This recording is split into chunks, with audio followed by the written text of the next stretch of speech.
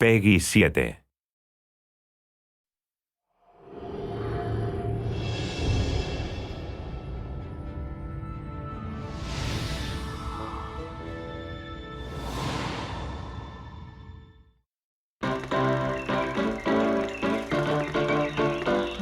I was in when they said, you want to make a Mickey Mouse game. But when they told me they'd gotten Oswald back, I lost it. I mean, I was done. I'm an old animation buff. I mean, I knew about Oswald before they mentioned him to me, which is kind of rare.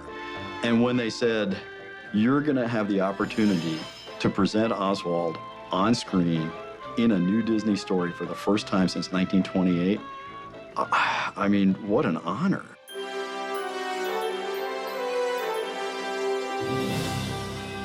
Well, Oswald the Lucky Rabbit was Walt Disney's first cartoon star, and he predates Mickey, of course.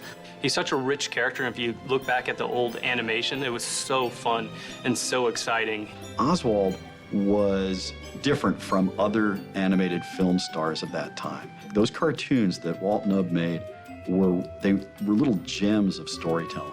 They weren't just a string of gags. Oswald would fall in love, have to deal with a rival. He would go to war. He would do all sorts of things. He was way ahead of his time. You know, very quickly, the Oswald cartoons became among the most popular silent cartoons of the late 20s. Oswald was a big star.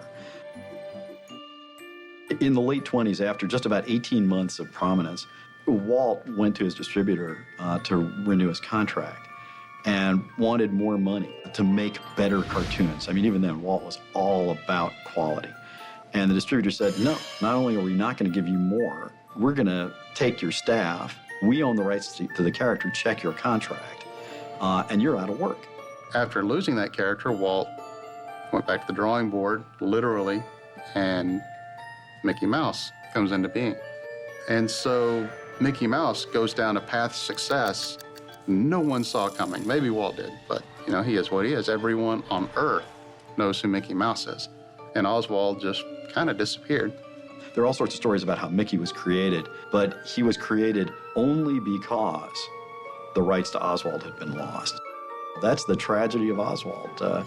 He really was poised to be the most successful and popular cartoon star in the world. But Mickey came along, and the rest is history. Oswald came back into the Disney fold in 2006, not to star in Disney epic Mickey, but rather to serve as a catalyst for the game, because really he was the first forgotten character in Disney history. That's kind of the factual story. The heart of that story, though, is Oswald is Mickey Mouse's older brother. And Oswald looks at Mickey's success and just says, I was famous. You stole the life that should have been mine. We ran with that idea, not only playing with his kind of sibling rivalry, the forgotten brother, but we also used him as a path for redemption for Mickey in his own arc, finding out that he had family that he had forgotten or didn't even know about, but then also trying to find his way through crafting this relationship once again with this person that he didn't even know was family. He's an emotional touchstone for Mickey, for players. As you see Oswald change in the way he's responding to Mickey because of what the player is doing as Mickey, you can sort of gauge your progress. Oswald ultimately does re-engage with Mickey. Mickey does redeem Oswald, and that growing relationship is a measure of the player's progress.